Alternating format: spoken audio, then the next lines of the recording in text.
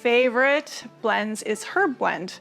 And I rely on this a lot because it's easy and I don't have to buy fresh herbs that just go rotten in the fridge. So we're gonna start with a very basic mixture.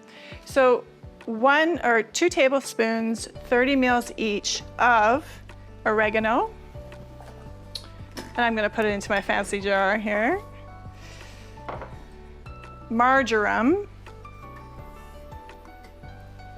Basil. Oops, messy.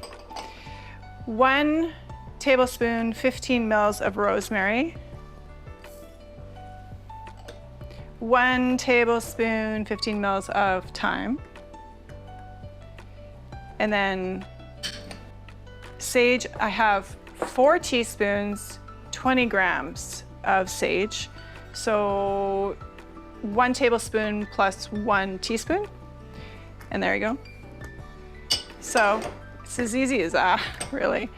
And then we shake, shake, shake.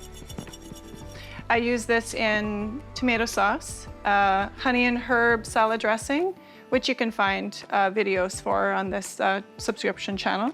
And that's as simple as that. So I hope that inspires you.